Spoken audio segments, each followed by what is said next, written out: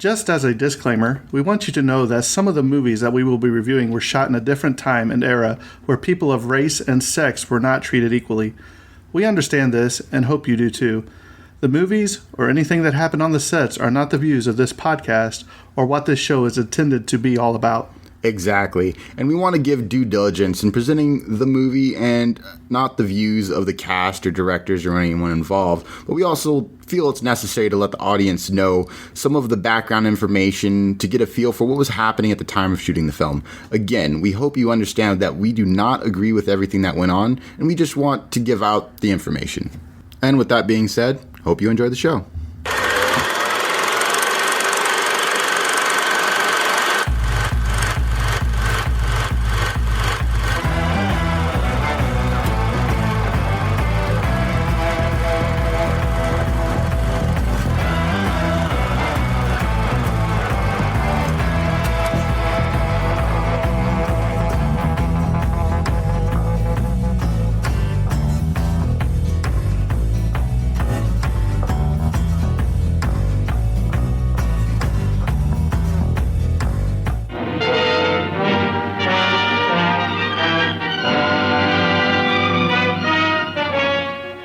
I am Dracula.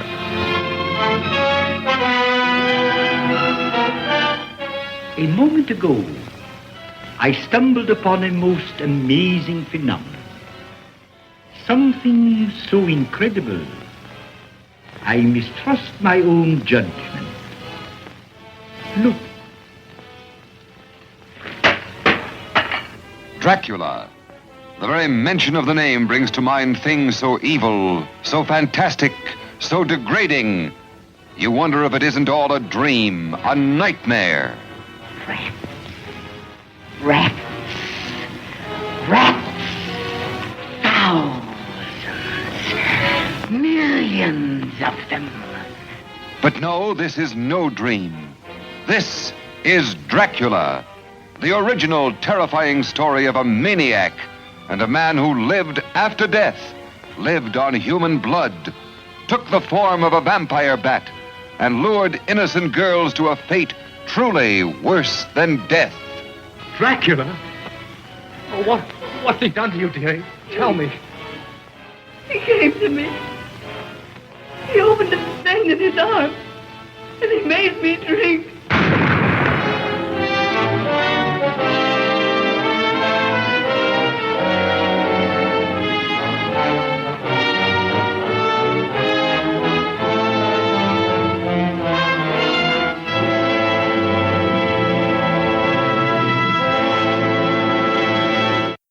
Alright guys, welcome to the Universal Monsters So scary.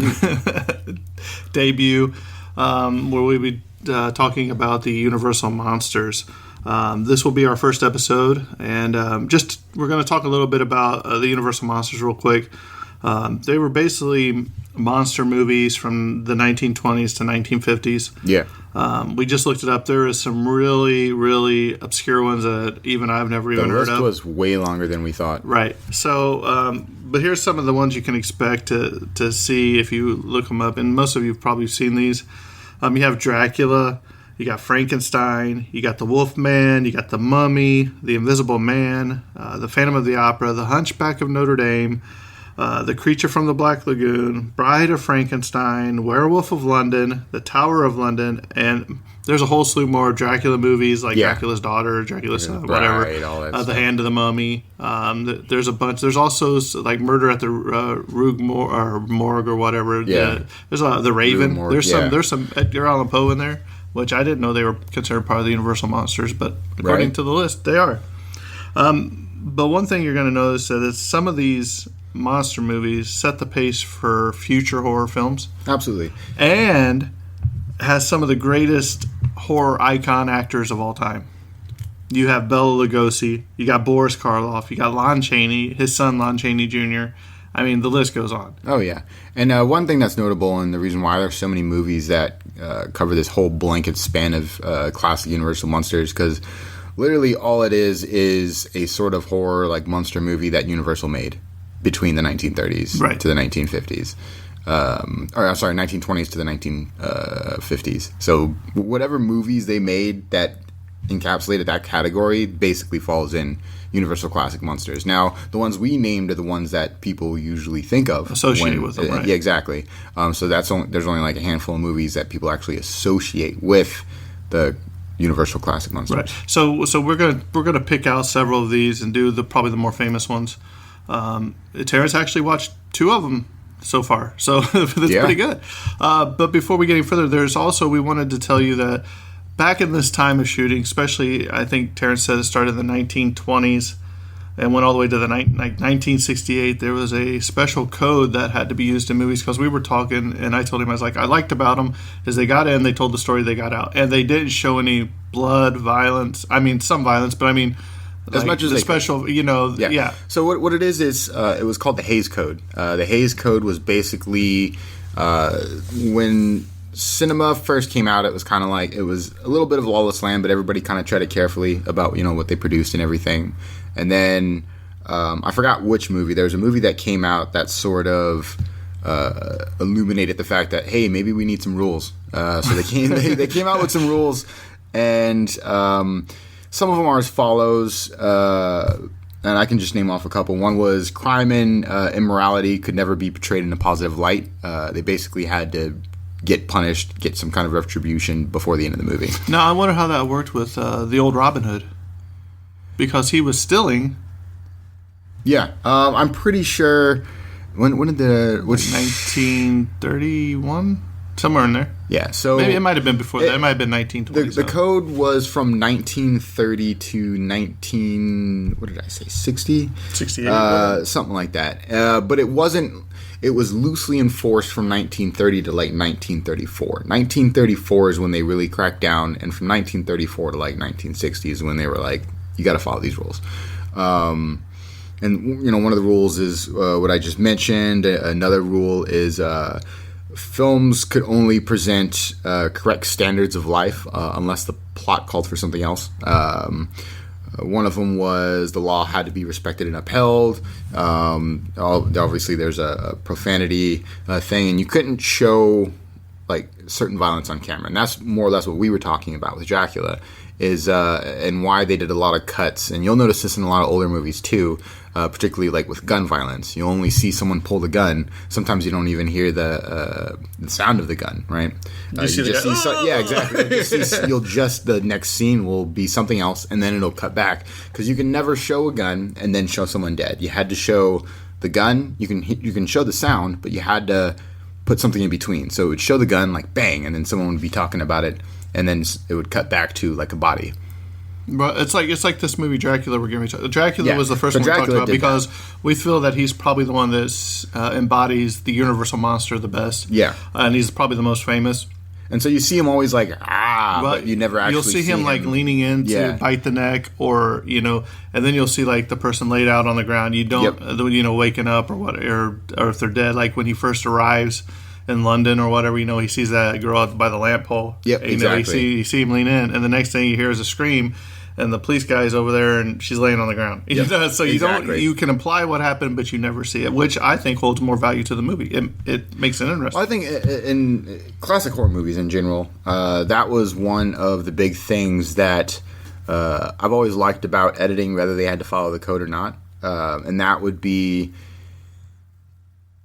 those cuts where you don't actually see what's going on. It's kind of left up to your imagination, and at the same time, the whole fear factor of horror, and the primal thing about fear is fear of the unknown, right? If you don't know what's going on, you're like, oh man, your imagination runs wild. It could be anything, right? And then you just fill in the blanks and you scare yourself. Well, that was why when they did the original Texas Chainsaw Massacre, that's why it was such a massive hit, because there, you see some stuff in there, but there's some stuff in there you don't see, and it just scared people so bad. Yep. But also, come to find out that they cut a lot of scenes from these movies because due to timing restrictions, shooting restrictions, they cut some of the stuff out. So sometimes when you watch some of these older monster movies, it kind of feels like they jumped around, like you missed something. Well, you did. Yeah. You know what I mean? And there's no film reels or deleted scenes that you can go back and look at. But Exactly. it still tells the story and gets the job done.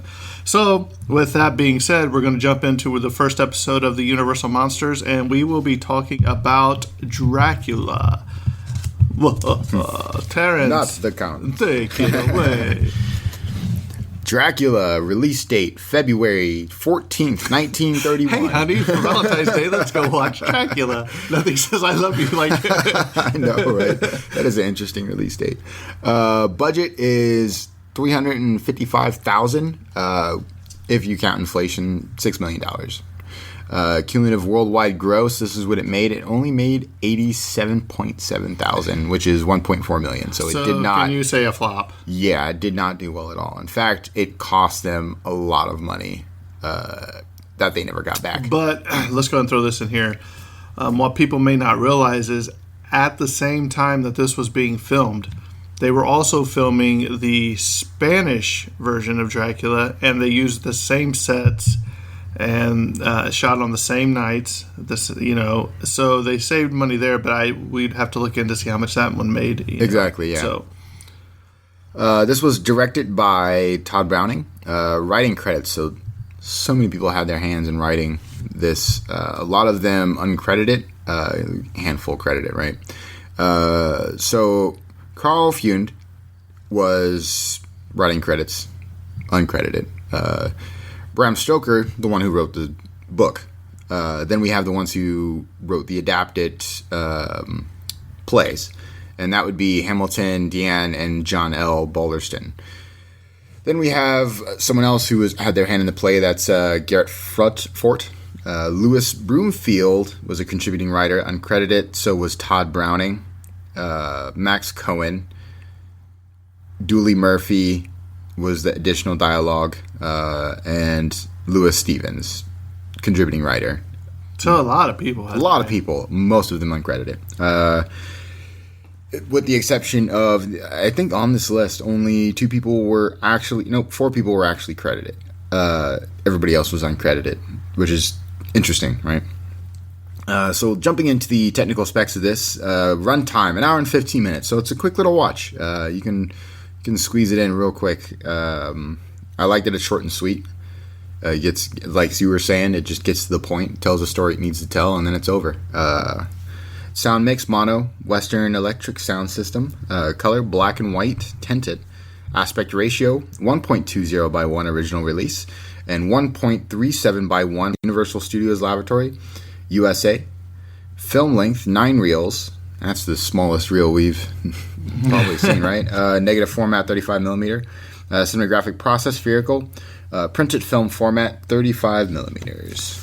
And what I like about these movies is they're really short. You can enjoy them real fast. Yeah. Most of them are just a little over an hour. You just squeeze them in real quick. Yeah. It was super easy for me to fit in my busy schedule. I was just like, all right, let me just watch this real quick. So off to the awards. This one I'm going to blanket in all together. These are just for various collections of Universal Monsters or Dracula collection. But this is the same award group, which is Academy of Science Fiction, Fantasy, and Horror Films, USA. So they won in 2018. They were nominated in 2015. They won in 2013. And they were nominated in 2005.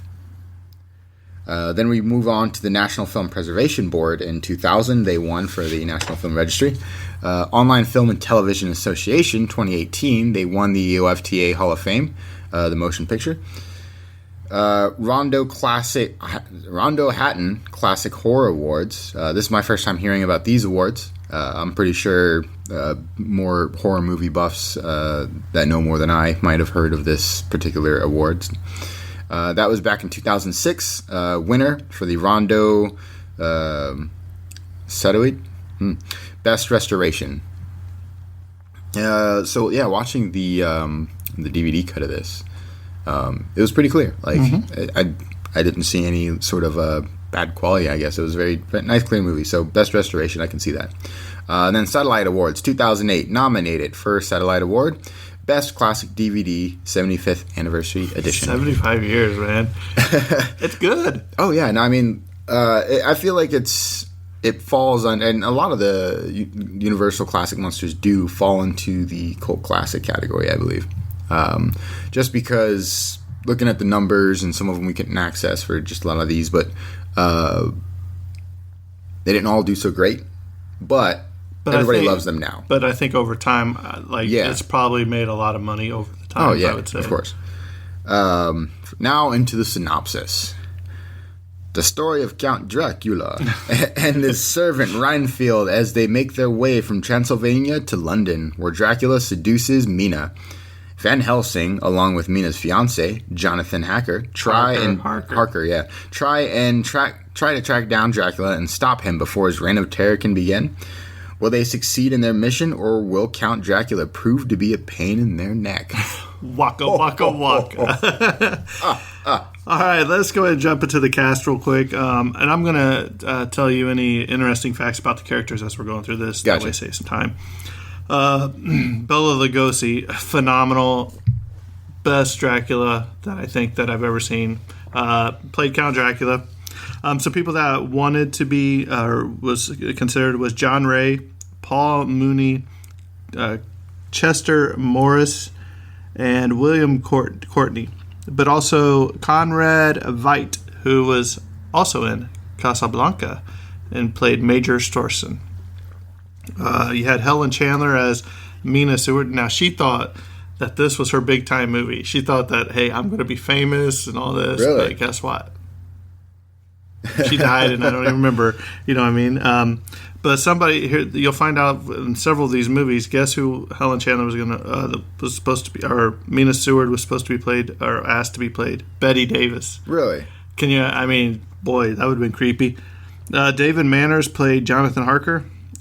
Dwight Fry, which I think stole the show too, was Renfield. Oh, yeah. He was just creepy and good. He also plays Fritz, which is technically Igor for those in the which the next movie we do is Frankenstein, but he plays Fritz. But he was typecasted to maniacal roles and roles of criminals for the rest of his career. Like that face that he had with that smile, and that like laugh. You remember when they open up the ship and he's like, "Mwah!" You know? Just that, like when they leave the camera just hanging for a little bit too long, he's just like staring and smiling at it. Yeah. Oh man, so creepy. Then also Edward Van Sloan as Van Helsing. He's also plays a doctor in Frankenstein. Not Dr. Frankenstein, but I think it's Dr. Wadsworth or something like that. Yeah. You had Herbert Bunston as Dr. Seward, Frances Dade as Lucy Weston, Joan Standing as Nurse Briggs. It's an error in the opening credits. She's actually misidentified as a maid. Charles K. Gerard as Martin, Renfield's attendant. Do you remember the one thing where they're like... they're all crazy. Yeah. He's like, sometimes I wonder about you. I think you're crazy. He's like, why, thank you. I was like, the two out there were funny. Then they have some uncredited roles. The film producer and director, Todd Browning, was the off-screen voice of the Harbor Master. Carla LaMille, a cousin of the film's producer, Carl LaMille Jr., and a niece of Universal Studios founder, Carl LaMille, at the start of the film as the woman that coached carrying Renfield. Also, to find out that she was the last surviving, I do believe she was the last surviving cast member, and she was on June 12th, 2014. Oh, wow. At the age of 104. Yeah. Carla LaMille was the last surviving cast member of the film. Then there was also Geraldine Dvorak, Cornelia Thal, and Dorothy Tree as Dracula's wives. So... that's the cast. Now, a little bit of things before we jump into we'll kind of walk through the movie is this is one of the 1001 movies before you die. Yep. Obviously. Most of these Universal Monster movies we talk about are. Yeah. It was on Roger Ebert's movie list, which that's a credit all to itself. Exactly, yeah. It was originally going to be a bigger movie and based more on the book. This is basically based on the play. Yeah. They actually wanted Lon Chaney to play this role, but he couldn't do it for some reason. Oh, I think he died. That might be why. So the first person that they wanted to play was Ian Kella or whatever, but he couldn't because he had some film going on at the same time. This was the 6th most popular film in the U.S. in 1931. And just the way this was shot, the lighting and the shadows. Oh, yeah. We'll talk about, like I Dracula. played a lot with the light, and I think that it paid off. It was fun. The Universal film rights they got from Stoker's widow and the playwright for $40,000. Which, yeah. Also, I Am Legend. The idea was conceived after watching this because instead of just scared of one Dracula, what if the whole world was Dracula's and you were fighting for your life? So I thought that was pretty interesting. That is interesting. Now let's talk about Dracula for a second. Yeah. Just Dracula. Number one, his voice. I mean, Oh, yeah. And his entrances, Right? Like we were talking about, you'll see a bat flying, and the camera pans over to like the girl on the bed, and you turn back, and he's And there standing he there. is. And Yeah. you're like, man, they didn't have to show the poof and show him transform and all that, but. They just pan away, pan back. There he is. And also, we talked about this already, me and you did, but his eyes. Oh, yeah. And how they achieved that was the effect of Dracula's hypnotic stare was by aiming two pencil spotlights into the actor's eyes. I was surprised he was able to keep his eyes open. He never blinks this entire movie. Yeah. Always Ever. Yeah. And I'm like, and you always notice he's got that scowl look on his face, but one eye is always just a little bit bigger than the other two, and he's like this. And you're like, whoa. I mean, makes sense. Yeah, I mean, if I got that stare from my dad, you'd be like, uh-oh. So we're going to go in one thing. The guy that played Harker, John Harker, Yeah. he said that nobody took the role seriously for this film. He said it was like one of the most unsupervised, unplanned productions that he's ever seen. He's like, the only one that took the role seriously was Bela Lugosi. So he'd be walking up and down the set going with this cape going, I am Dracula. So hey. That's great. Got to get in the character. The Dracula's castle was actually a painting on the glass in front of the camera. The coach traveling along the road at the beginning was real, but the background was not. So it was really weird that they painted it on the actual camera lens. So here we go. So you start off with this buggy going, you don't know what's happening. They know they're talking about blah, blah, blah. And they get to this little village. And you're like... Oh, yeah, just this little, hamlet in the middle of nowhere. Yeah. And they're all forward. And Renfield gets off the carriage, and he's like... I need to keep going. The guy's like, get ready to throw his bags my up. baggage. He's like, no. He's like, I'm Keep it going on there. to some ferry, and I'm going to Castle Dracula. And the Dracula? Yeah, right. And the one lady's like, oh, Father, forgot. So they, Mr. Please, we beg you, let's don't go don't in go. the morning. Wait till the morning. He's like, no. It's like, I'm meeting It's like somebody there. the carriage is meeting me at night.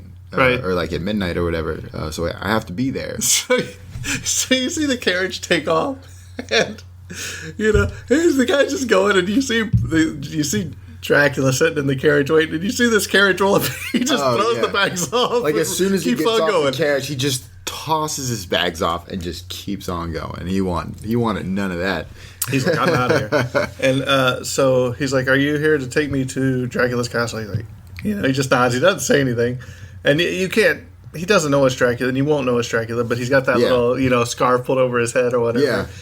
And so he takes his bags, he puts them in the front seat, then he gets in the carriage, he's like, he's going pretty fast, and Renfield looks out the window, and he's like, driver, and there's no driver. Now you got the bat leading the two horses. I was like, really? That was silly. Yeah. Because as soon as I saw that, I'm like, really? They have him in bat form leading the carriage? Right. So... they get to the castle, and the horse stop, and Renfield gets off, and his luggage is gone, obviously. And he goes to the door, knocks on the door, and then here you see Count Dracula, man. Wow. I mean, he just looks.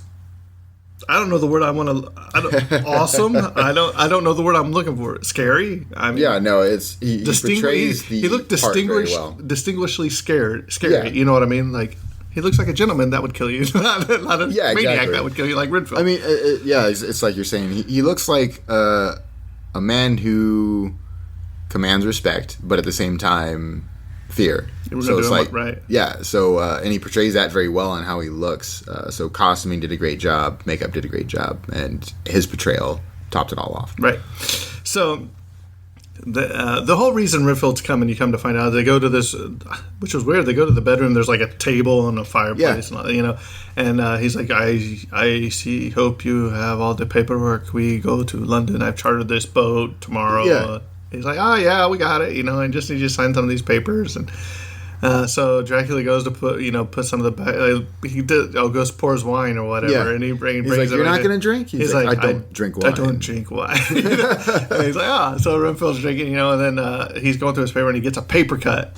And blood on his finger. And Dracula's way far away at this point. And all of a sudden you see him turn. He's like, he's like, oh no. And he just comes close and he's just staring at it. And then you see Renfield like, he's like, oh, it's only a little cut. He's sucking on his finger. And I was like, oh man. Because he comes closer, and the reason he stops is that crucifix. Remember the lady in the village game, please, if you're going, take this crucifix. She puts it around his neck.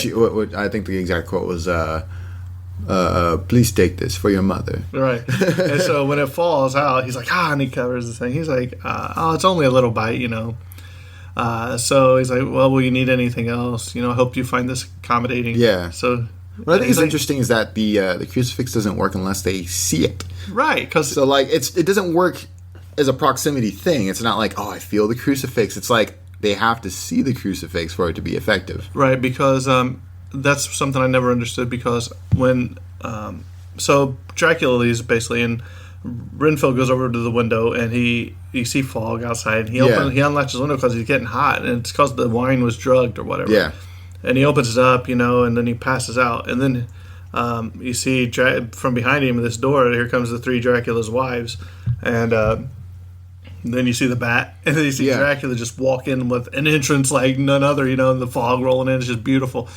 But that was one thing, because then Dracula's like, get away. He just puts his hand up and tells him, like, step back, he's mine or whatever. And, they start shutting back. And if you watch it as they're backing up, one of the wives steps on either her own dress or another dress, and she kind of falls into another one. So that was a little thing. But that's something I didn't understand. Like, if he had that crucifix on and Dracula, because you see Dracula starting to bend down to bite his neck. Yeah.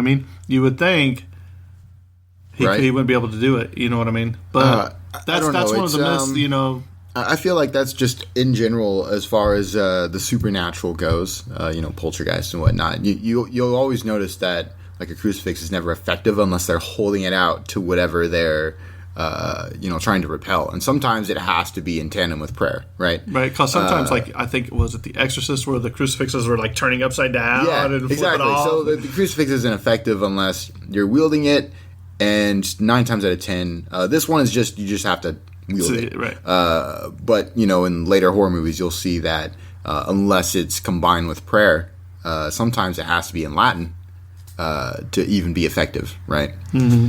So I think that was interesting. And how they go full-blown sort of the original lore of, like, vampires. So, wolfsbane, very effective. Crucifix, very effective. And the fact that they take a form of both a bat Sunlight and a is still wolf, very effective, too. Right, yes, that is something which is something I didn't even know about. Right, and you don't see... I don't think you see that in any other because they movies. separated that into its own thing. It's like, okay, if it's a wolf, that's a werewolf. Right. Like, it's not a vampire turning into a wolf. That was never a thing. But at you'll least find not that out. I knew of. Well, you'll find out in The Wolfman. I was starting to do the notes for it last night. Yeah. That it's actually Lycanthropy? Something like that, yeah. Which is werewolfism. It's actually transferred from the blood from a bite of a werewolf, which is the exact same thing that Dracula turns you into a vampire. So I was like, man, that's pretty crazy. So they operate similar. So what if you had a werewolf vampire? Really crazy, a vampire werewolf. So, and that's how the series The Underworld came about. So as Dracula leans down, it fades to black. You don't see anything. And we were talking earlier that there was a memo. Let me see if I can find it real quick. Here it is. Well, here's one thing that I need to throw in there. Several famous elements often associated with Dracula are not visible in this film.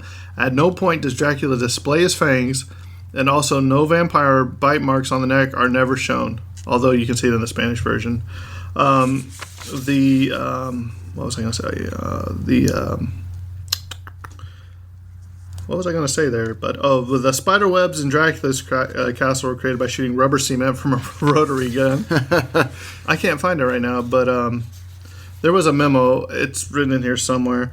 I'll have to take a picture and put this on Facebook of my notes. It's just really crazy. Well, here it is. The studio didn't want the scene of Dracula attacking Renfield proceed as a gay subtext, so a memo was sent out that said Dracula only attacks women. I was Which is silly. I was like, he doesn't care as long as there's blood. Yeah, you know what I exactly. mean? So next thing you see, you see this big storm, and you see this boat on the water, and that boat is actually, and the captain and all them on there is actually borrowed from the movie from 1925, The Stormbreaker.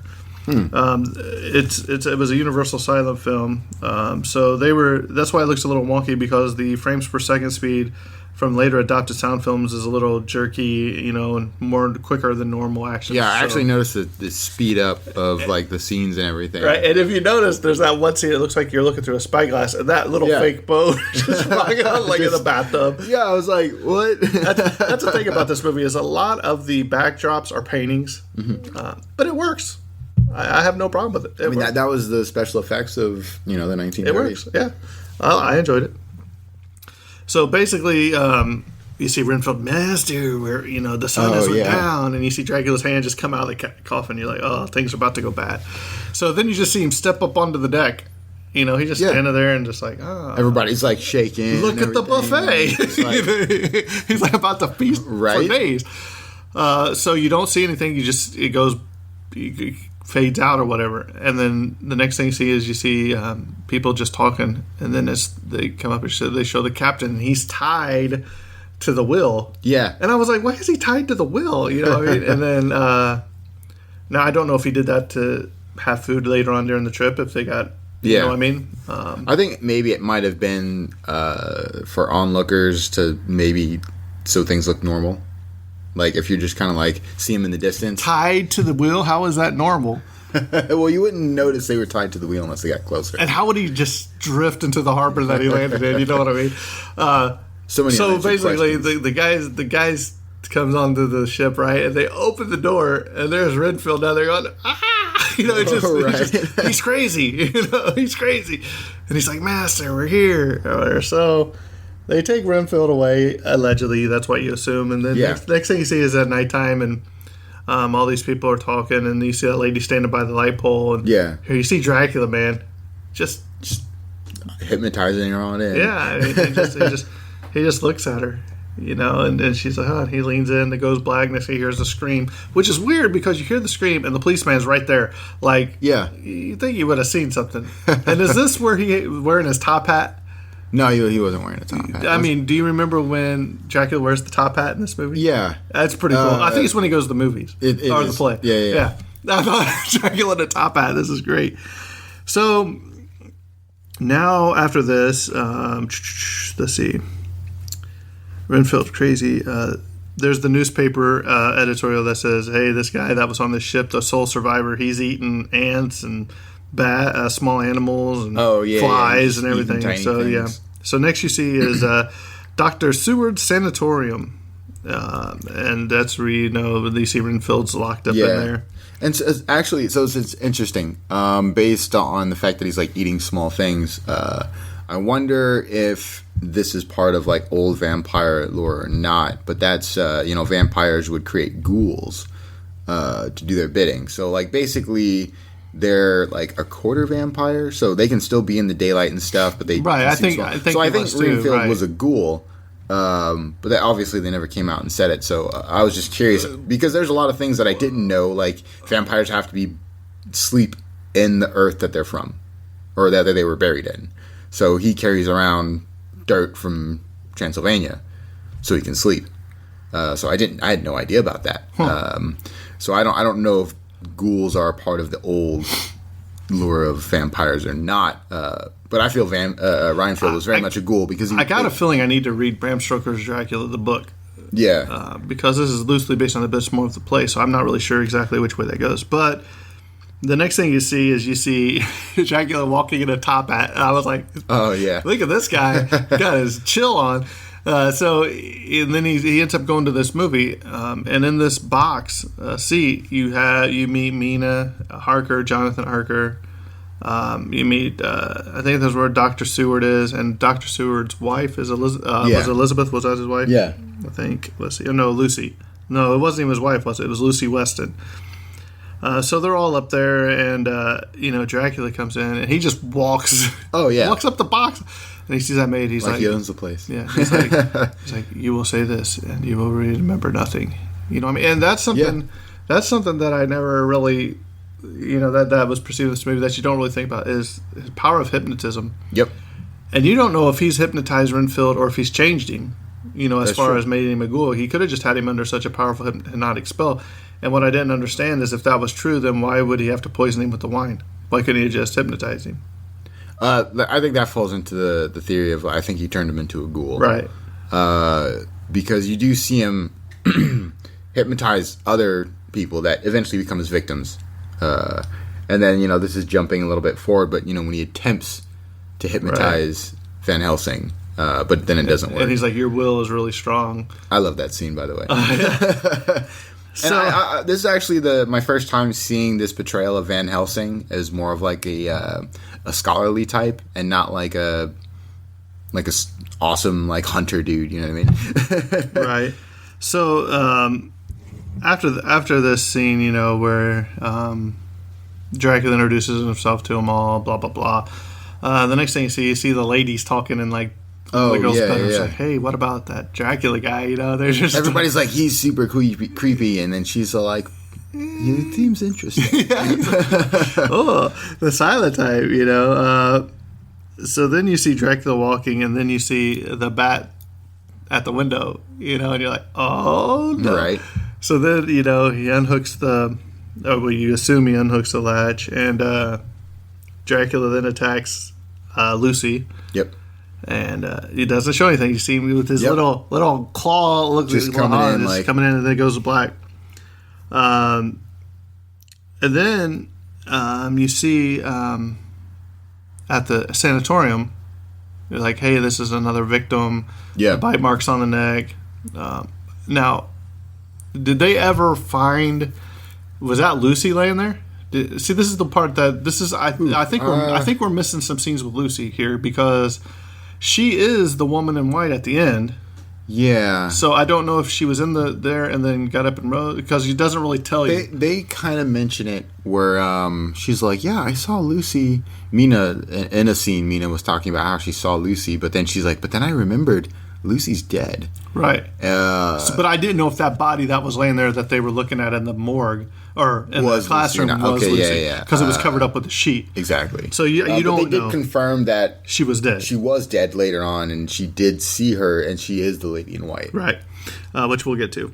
So now you have Renfield at this asylum said, oh, he stepped up his game. He's now eating spiders. Yeah, big spiders.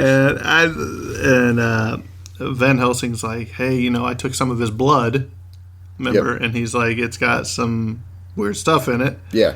Which I think further it was the blood of vampires. He said it was the blood of vampires, I think is what he said.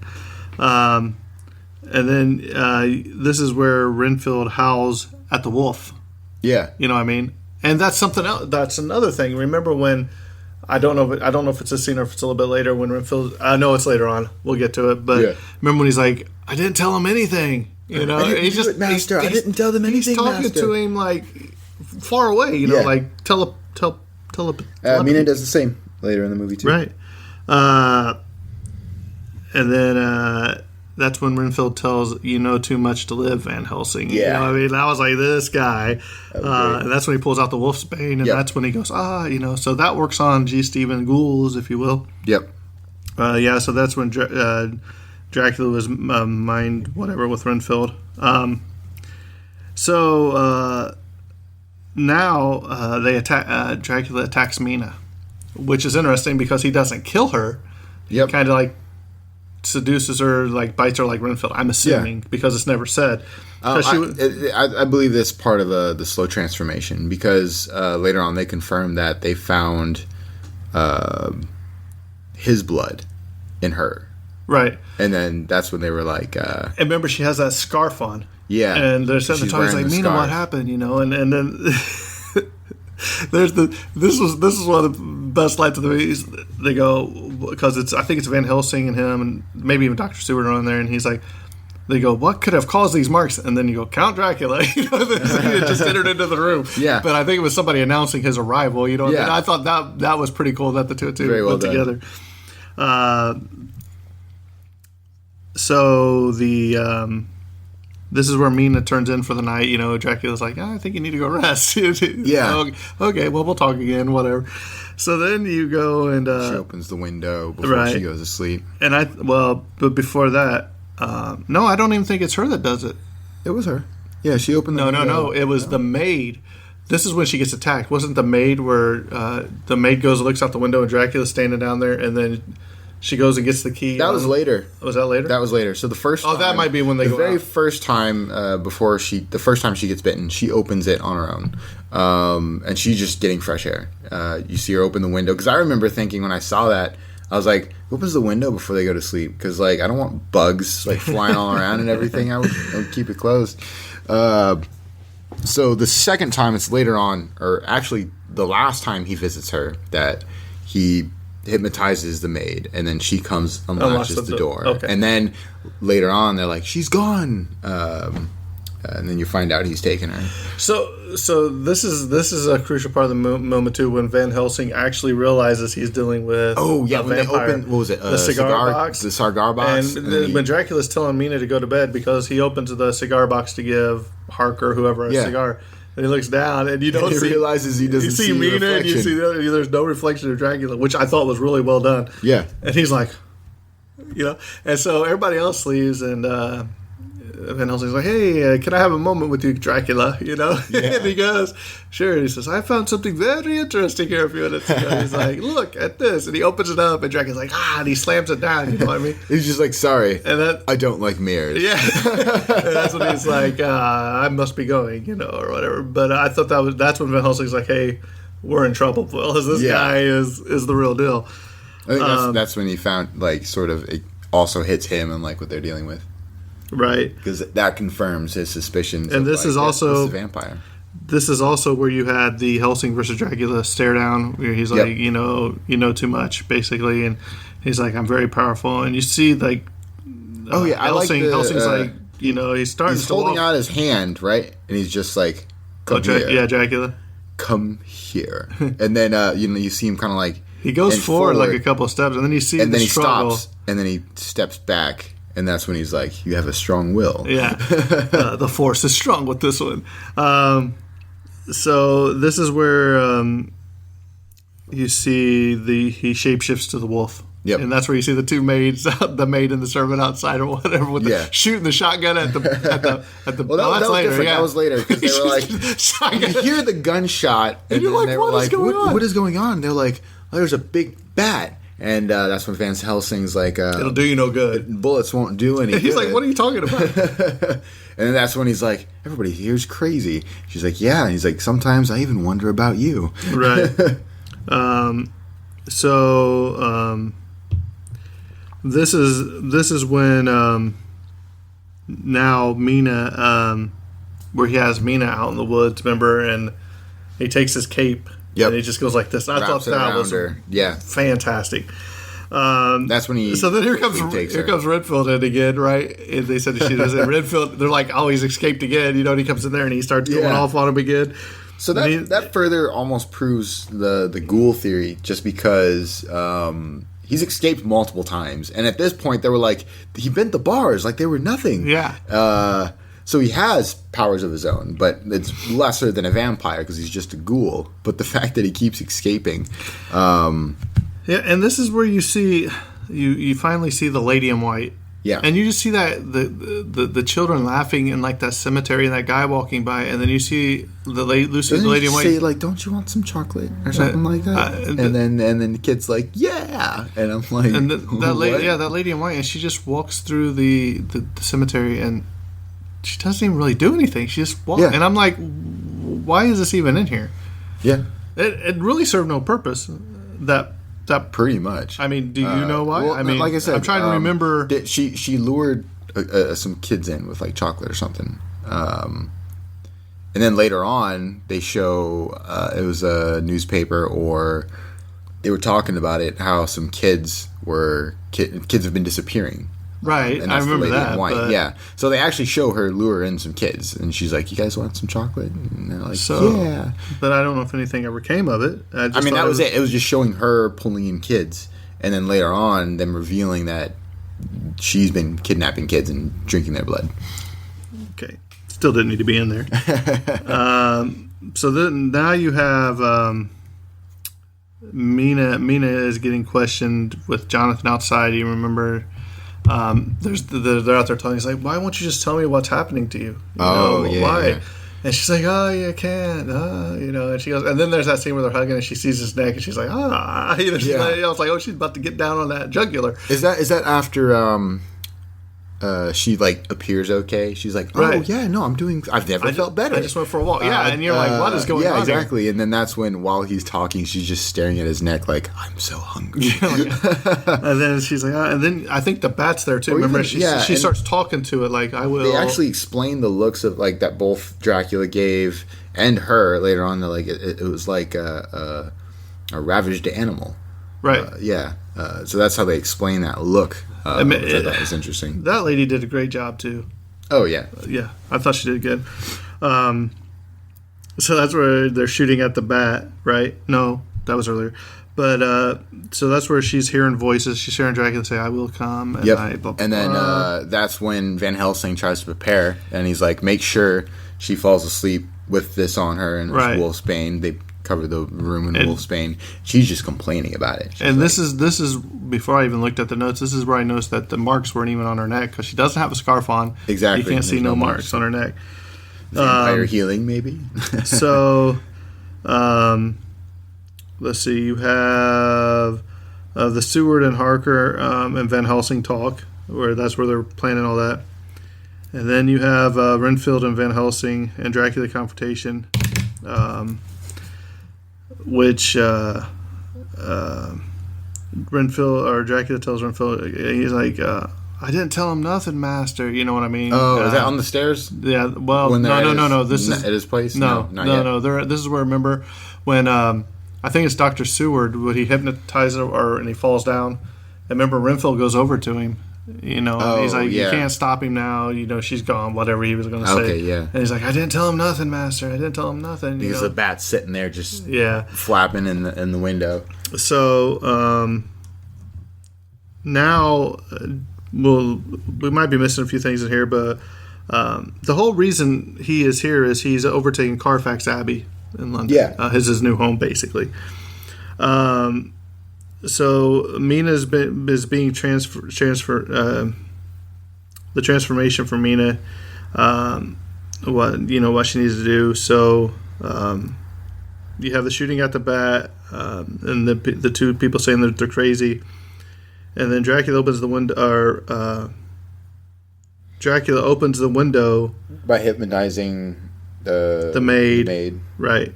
And then you see, he assumed he's taking Mina. Yeah. And then you see Renfield going down that trail because he's escaped once again, and he goes into that little side door or whatever, and he's like, "Master, I'm here. I did everything you said. I didn't tell him nothing. They didn't follow me.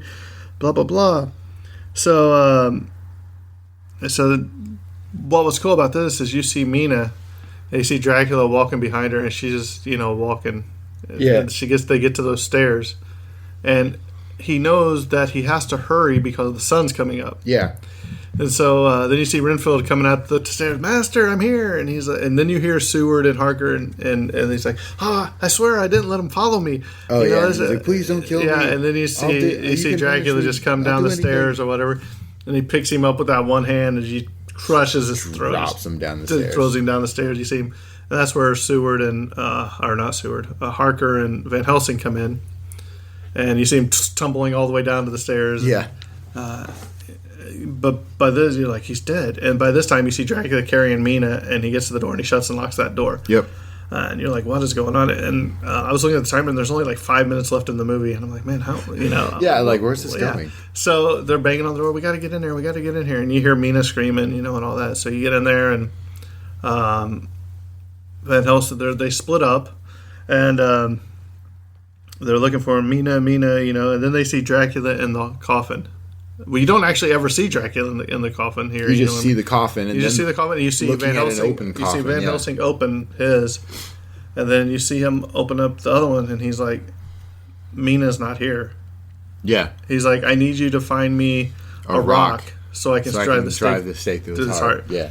And what's really crazy, man, is you don't see it, but you just hear kaboom, and you hear Dracula. Yep. You just hear a couple of thumps like kunk, kunk, kunk.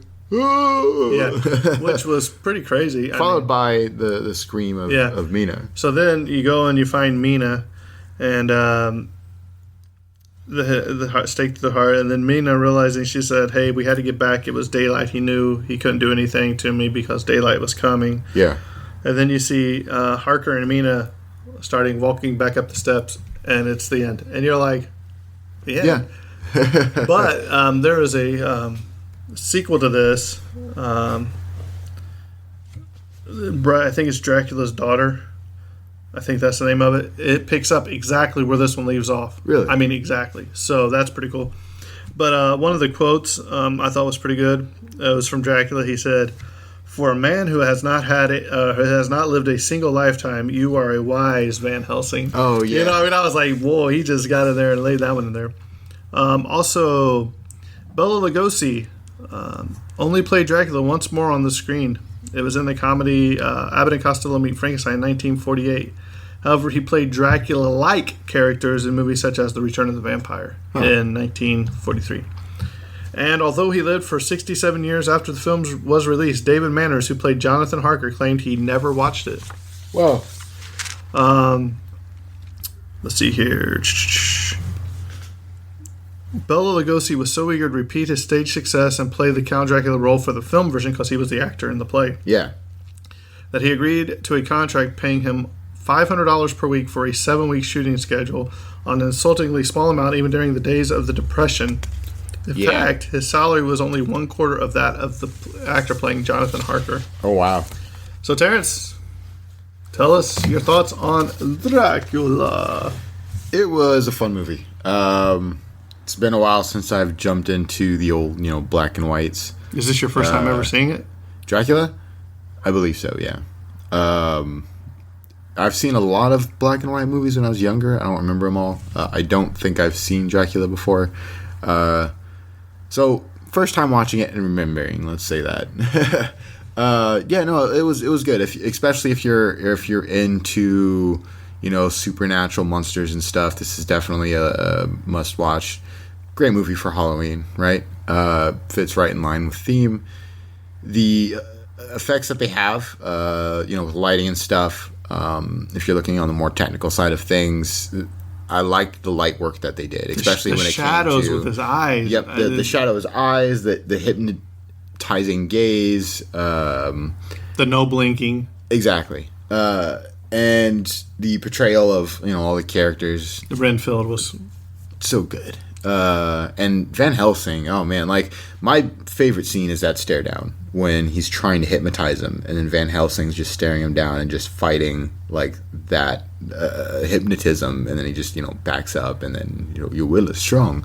Yeah, so good. And I enjoyed that portrayal of Van Helsing. Like I said, I've seen the more modern take on Van Helsing, who's more of like a hunter of the supernatural, right? So he's always carrying around all his. He almost crossbows. looks like a old inquisitor or something like that. Like Dog the Bounty Hunter. Yeah, exactly.